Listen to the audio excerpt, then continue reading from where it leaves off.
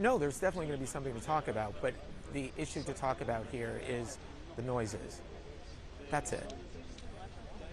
That's what people want to know. Now, maybe they'll have more information about that, maybe they won't, but that's the thrust of why. That's the thrust of what everyone here wants to know. That's the top line. Hello, I just have an announcement real quick. We will be beginning on I don't know if time they'll have at any more 1 p.m. information about it, but there'll certainly be questions However, about it. we need everyone to clear out by 1:30 today. You will no longer have base access after 1:30 this afternoon. So we need to get everyone cleared out as quickly as possible. Thank you very much. Okay, great. Well, we can just do a live shot right out where we were before, right? That doesn't bother We're us. just gonna do it right after, like we did yesterday, and then get out of here. But what if it? I mean, they're not gonna kick everyone up. I know. If it ends at I know. 1:29, they're not gonna kick everyone. They might say, but you can just do a quick live shot. Yeah.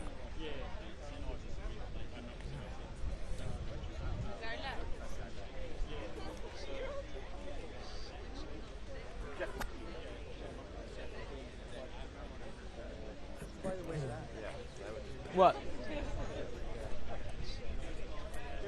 So what happens? I'm going to. I'm just saying what happens if they start before Miguel. They'll go to Vista, right? Yeah. You're giving them a heads up? I'm going to take my seat. Thank you. They're walking over now, so I'll just...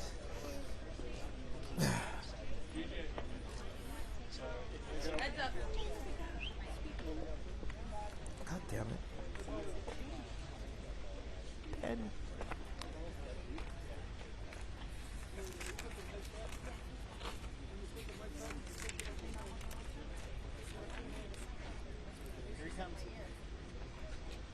Bonnie knows.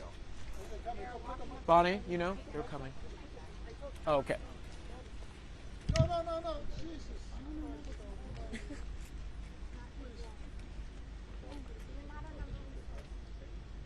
Okay, good afternoon, everyone. Thank you so much for being here today. Today we'll be hosting another press briefing to discuss any updates regarding the search and rescue case for the submersible Titan that's located approximately 900 nautical miles offshore in the vicinity of the wreck of the Titanic. Today we will have speaking Captain Frederick, Response Coordinator of the 1st Coast Guard District. He'll be giving a brief statement followed by about 10 minutes for questions and answers. Thank you so much again. Let me please introduce Captain Frederick. Okay. This is him. So. And he has others today, so. This is Good afternoon, everyone. I'm Captain Jamie Frederick with the 1st Coast Guard District, and I'll provide an update on our ongoing search efforts for the Titan submarine. Behind me, or beside me, I should say, you'll see several subject matter experts from the Unified Command who introduce themselves momentarily. These individuals represent only a small fraction of the many dedicated professionals working around the clock on this complex response effort. We understand this is an extremely difficult time for the families of the missing crew members aboard the Titan, and our thoughts go out to them and the crew. The Unified Command team is working tirelessly to bring all available assets and expertise to bear as quickly as possible in response to this complex operation. And we remain in close contact with the family members and the crew to ensure they are fully aware of our current and future search efforts. Additionally, we have been in close contact with the British and French Consulates General to ensure that they are fully appraised of our efforts, and we are ensuring that their concerns are being addressed. We're incredibly grateful for the full spectrum of international assistance that has been provided, including an expert submariner from the Royal Navy, who's here with us serving aboard as a critical member of our team. Additionally, a team of highly trained French ROV operators departed St. John's last night are en route to aid the search. Moreover, our Canadian partners have been providing critical leadership and significant response capabilities since the beginning of our efforts. Again, this is an incredibly complex search operation requiring both surface and subsurface elements, and our unified approach is critical. The location of the search, 900 miles east of Cape Cod and 400 miles southeast of St. John's, makes it exceptionally difficult to mobilize large amounts of equipment quickly. In spite of those challenges, we've been able to provide continuous air and surface search assets, as well as additional ROV capability to search below the surface. We currently have 5 surface assets searching for the Titan, and we expect 10 total surface assets to search in the next 24 to 48 hours. There are 2 ROVs actively searching, and several more are en route and will arrive by tomorrow morning. We've received incredible support with aviation assets from our Coast Guard Air Station in Elizabeth City, the Air National Guard, and Canadian Armed Forces. Today there are 2 back-to-back P3 flights. One is ongoing now as I speak, totaling 14 hours of continuous on-scene coverage, and 2 C-130 flights, also one ongoing now, throughout the day and into the evening. Yesterday, a Canadian P3 detected underwater noises in the search area. As a result, ROV operations were relocated in an attempt to explore the origin of the noises. Although the ROV searches have yielded negative results, they continue. Additionally, the data from the P3 aircraft has been shared with our U.S. Navy experts for further analysis, which will be considered in future search plans. The surface search is now approximately 2 times the size of Connecticut, and the subsurface search is up to 2.5 miles deep, exponentially expanding the size of the search area.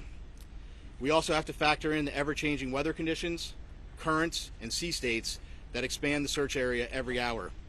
There is an enormous complexity associated with this case due to the location being so far offshore, and the coordination between multiple agencies and nations. We greatly appreciate the outpouring of support and offers to provide additional equipment. The Unified Command continues to prioritize assets and resources in order to provide the best capability in the most timely manner. This includes weighing multiple factors to identify the most effective resources available to the response operation, with careful consideration to timeliness of equipment arriving on scene, usefulness and ability to deliver assets to the search area. Over the past 48 hours, we have, through incredible unity of effort, mobilized and implemented a tremendous amount of expertise and response capability. In addition to the ships and aircraft previously mentioned, we've dispatched 2 subject matter experts from U.S. Navy NAVSEA SUPSALV, who will serve as search coordinators on scene for underwater search operations. So I've been stressing unity of effort a lot in this statement, and that's because it is absolutely critical to this complex operation. Again, our thoughts and prayers are with the crew of the Titan and their loved ones. We will continue to work as hard and as quickly as possible in an effort to locate them. I will take a few questions, but before I do that, I do want, I'm going to have each of the members of the team here just introduce themselves, and then I'll go ahead and take some questions. Good afternoon. I'm Paul Hankins.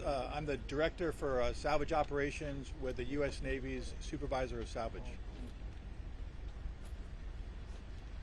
Hello, I'm Carl Hartsfield from the Woods Hole Oceanographic Institute. Good afternoon, I'm Lieutenant Commander Rich Cantharia. I'm an exchange officer currently serving on the staff of Commander Submarines Atlantic at Norfolk, Virginia. Good afternoon, Lieutenant Commander Christy Butler, working closely with Captain Frederick from RCC Boston, Search and Rescue Mission Coordinator. Thank you. Captain, what more can you tell us about the noises that were heard? Can you give us any more detail? And just to follow up, from what you've gathered so far, based on those noises, should that give the families and the others who care for these people, should that give them some reason to hope? So a couple things. One, I think when you're in the middle of a search and rescue case, you always have hope. That's why we're doing what we do. With respect to the noises specifically, we don't know what they are, to be frank with you. The P3 detected noises. That's why they're up there. That's why they're doing what they're doing. That's why they put sonar buoys in the water. The good news is, what I can tell you is we're searching in the area where the noises were detected, and we'll continue to do so. And we hope that when we're able to get additional ROVs, which will be there in the morning, the intent will be to continue to search in those areas where the noises were detected, and if they're continuing to be detected, and then put additional ROVs down in the last known position where the search was originally taking place. Captain, the noise is still being detected, Captain. Regular 30-minute intervals as reported. I hadn't heard 30-minute intervals. So here's what I can tell you. I am not a trained ear for underwater aquatics. That's why we have a team of experts that are analyzing that data. That data was sent immediately to the Navy last night, and it was analyzed overnight. They're still looking at it, but I can tell you that it's inconclusive. But again, I think the important piece is we're searching in the area where the noises were detected. Captain, can you talk about a timeline? Can you talk about what timeline you're working on in conjunction with the teams that are there? It's a timeline in what respect? How much oxygen they have left on Oh, board? okay. Well, in terms of, so we talked about the oxygen number. I think you're all tracking the oxygen number. I think there's an important point with that, though. The oxygen, that's just one piece of data, right?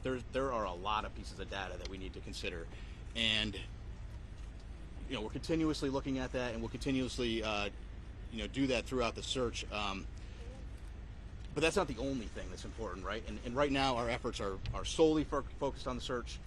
That certainly is a dialogue that's happening, but we're focused on searching at this point. And this is a recovery or a rescue? Oh, this is a search and rescue mission, 100%.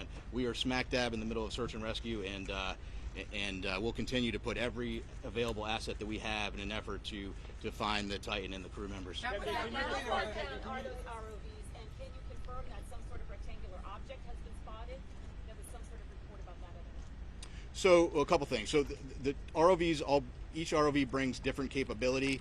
The ROVs that are diving today, Paul, what's the depth on the 4,000 meters. 4,000 meters. And some additional ROVs that'll be arriving tomorrow have additional depth capability.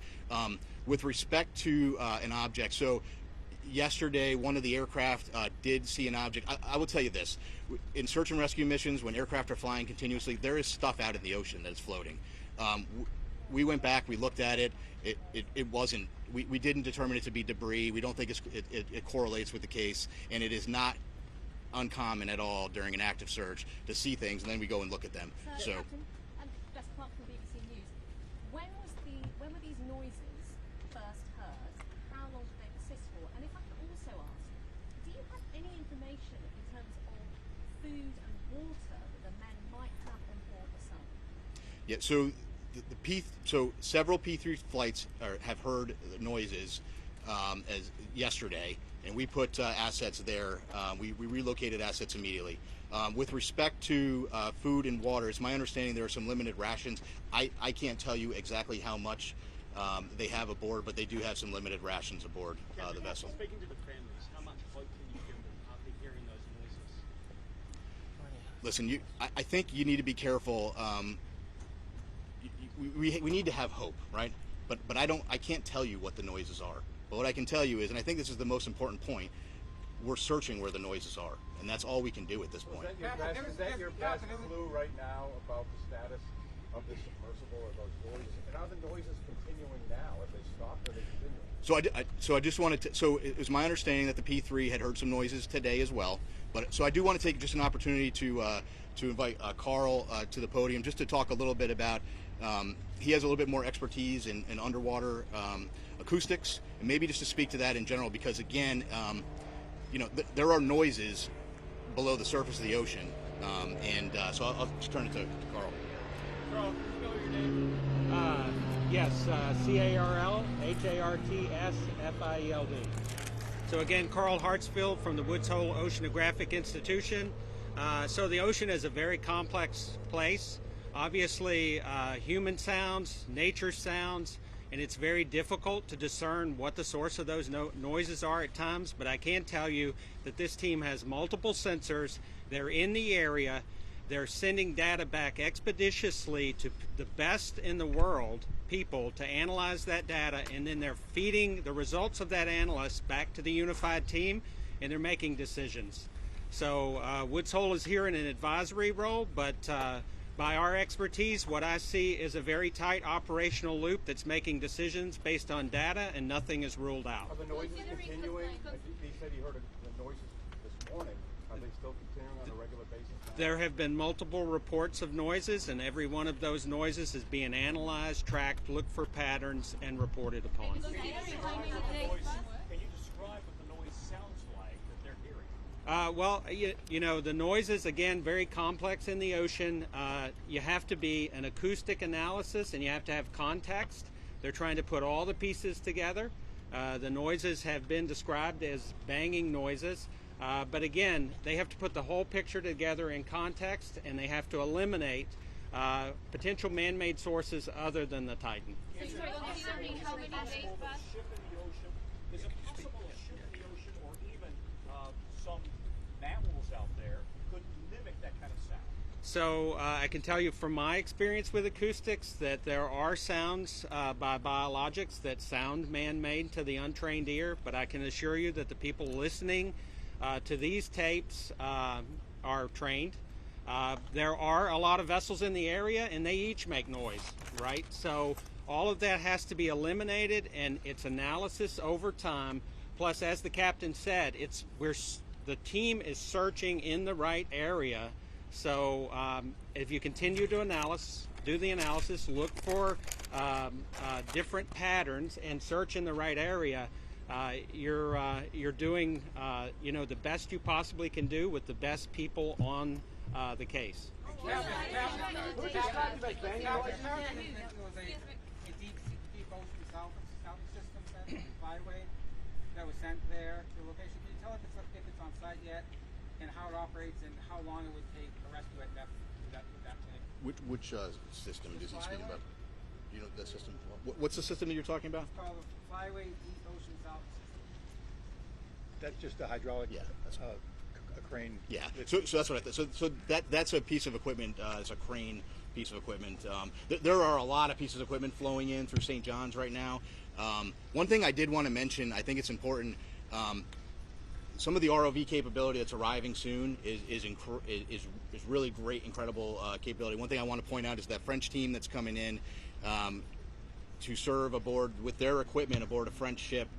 They bring some state-of-the-art equipment, and so once they get on, we're going to have more assets down to look, and we'll continue to put them where we think the best location is. Considering how many days passed, are you still optimistic that you're gonna find them? So how many days? Just how many days? So how many days passed? Well, so we have to remain optimistic and hopeful when you're in a search and rescue case. So we're right in the middle of the search and rescue case. So I don't want to get into a discussion about when that would end with respect to this case. What I will tell you, though, I'm happy to explain to you kind of how that process were to work. The Coast Guard prosecutes search and rescue cases on a daily basis, and sometimes we don't find what we're looking for, and you have to carefully consider all of the factors, and there are a lot of factors you consider.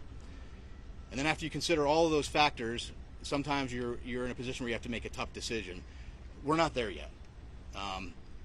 But if we continue to search, potentially we could be at that point. But again, we're not there yet, and that's a discussion that we will have with the family long before I'm going to discuss that here publicly. But Captain,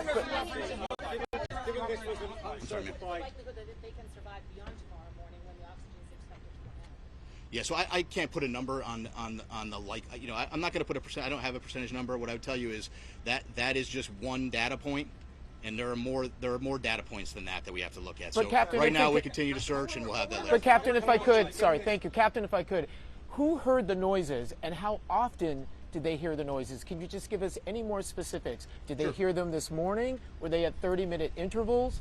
Just give us some more specifics about the noises that were heard. And who described them as banging? Sorry, because this gentleman said banging. The noises were heard by a Canadian P3, and that was this morning and some yesterday.